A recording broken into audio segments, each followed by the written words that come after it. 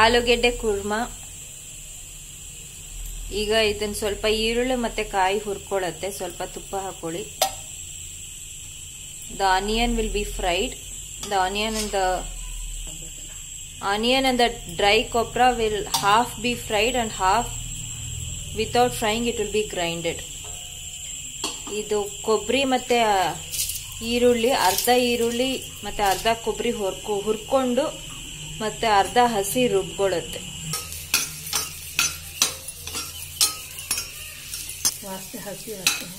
ಹಸಿ ವಾಸನೆ ಹೋಗಿ ಸ್ವಲ್ಪ ಕೆಂಪಾಗೋ ತನಕ ಹುರ್ಕೊಳ್ಳಿ. The onion has to lose its raw smell and it become little reddish. Fry till then.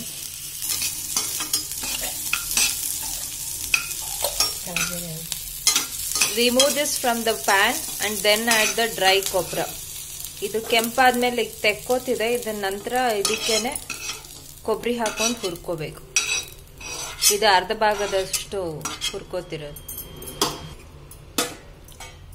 ಇದು ಕೂಡ ಸ್ವಲ್ಪ ಕೆಂಪಾಗೋ ತನಕ ಹುರಿಬೇಕು ಅಲ್ವಾ.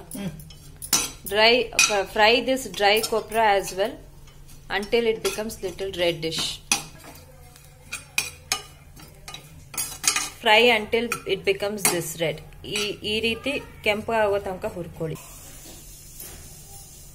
ಇದು ರುಬ್ಕೊಳ್ಳಕ್ಕೆ ಬೇರೆ ಸಾಮಗ್ರಿ ಅದಲ್ದರ ಶುಂಠಿ, ಬೇಕಿದ್ರೆ ನೀವು ಬೆಳ್ಳುಳ್ಳಿ ಹಾಕೋಬಹುದು.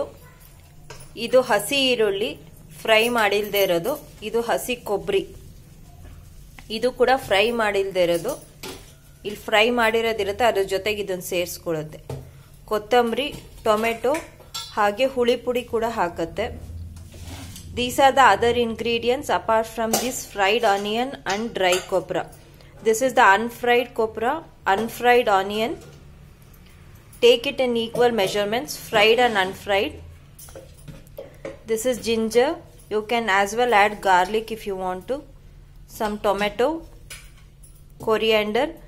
Also to this sambar powder will be added. Making of sambar powder, it will be in the description. ಹಾಕು. 2 ಸ್ಪೂನ್ ಹುಳಿ ಪುಡಿ. ಎಷ್ಟು ವಾಂಗಿಬಾತ್ ಪುಡಿ? ಅದೊಂದು ಸ್ಪೂನ್. 1 ಸ್ಪೂನ್ ವಾಂಗಿಬಾತ್ ಪುಡಿ. This is 2 spoons of sambar powder and 1 spoon of wangibath powder. Recipe of these both will be in the description below. You can as well use store-bought powder if you do not make this at home. MTR ಅಥವಾ ಇನ್ಯಾವುದಾದ್ರು ಬ್ರ್ಯಾಂಡ್ದು ಪುಡಿನೂ ಉಪಯೋಗಿಸ್ಬೋದು ಈ ಜಾಗದಲ್ಲಿ.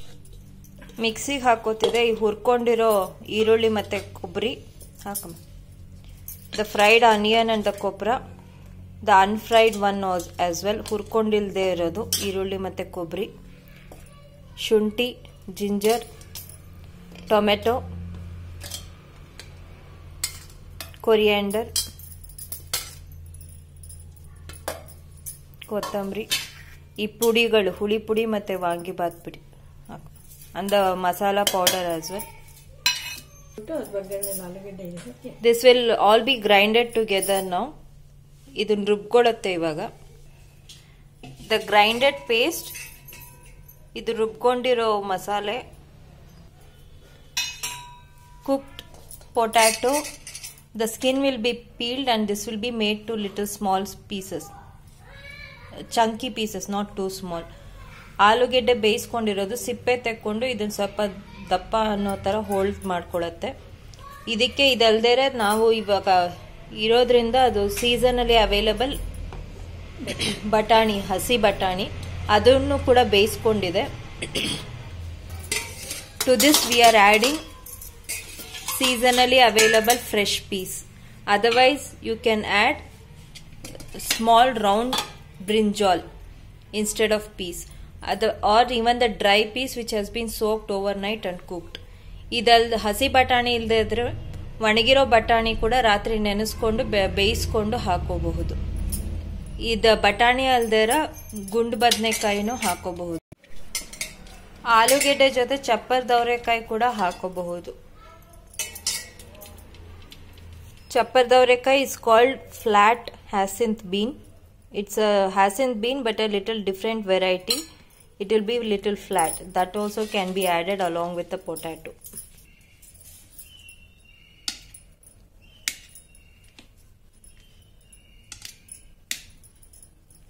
Dice it to a chunky piece.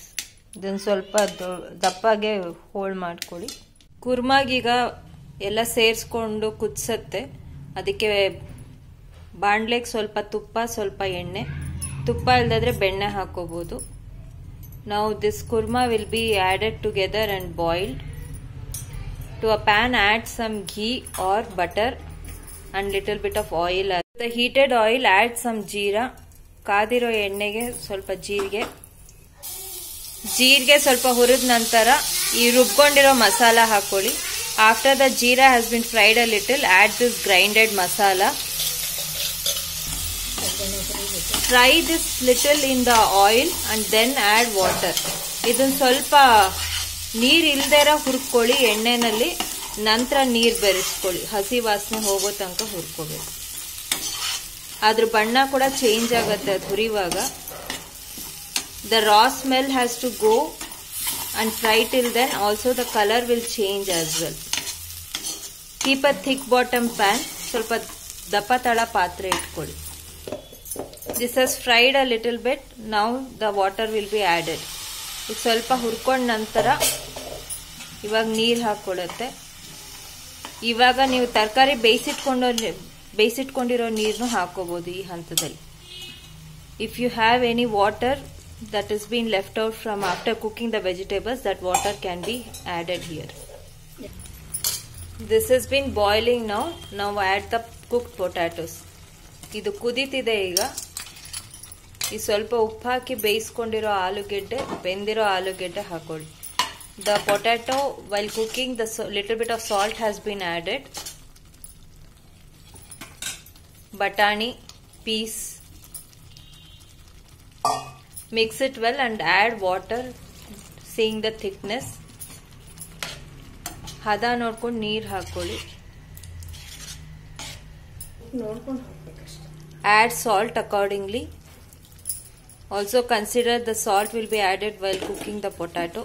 ಉಪ್ಪು ಹದ ನೋಡ್ಕೊಂಡು ಹಾಕೊಳ್ಳಿ. ಆಲೂಗೆಡ್ಡೆ ಬೇಯಿಸುವಾಗಲೂ ಉಪ್ಪು ಹಾಕಿರೋದ್ರಿಂದ ಹದ ನೋಡಿ ಹಾಕಿ.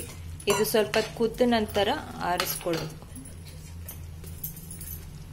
Let it boil a little bit. Little bit of sugar, ಸ್ವಲ್ಪ ಸಕ್ಕರೆ. This can be had with chapati, puri as well. We make it this along with ghee rice. Ghee rice recipe will be added into description. This has been boiling for a while now. ಇದು ಕುದ್ದಿದೆ ಈಗ. ಇದು ಆರದ ನಂತರ ಇನ್ನೊಂದು ಸ್ವಲ್ಪ ಗಟ್ಟಿ ಕೂಡ ಬರುತ್ತೆ. After this cools down, this will thicken as well. Switch off the stove and add coriander. ಒಲೆ ಆರಿಸಿ ಕೊತ್ತಂಬರಿ ಸೊಪ್ಪು ಹಾಕೊಳ್ಳಿ. This kurma goes well along with the ghee rice. The ghee rice recipe will be in the description below. ಈ ಕುರ್ಮಾ ಘೀ rice ಜೊತೆ ಚೆನ್ನಾಗಿರುತ್ತೆ. ಅದ್ರದ್ದು ಮಾಡೋ ವಿಧಾನ ವಿಡಿಯೋ ಕೆಳಗಡೆ ಡಿಸ್ಕ್ರಿಪ್ಷನ್ ನಲ್ಲಿ ಇರುತ್ತೆ.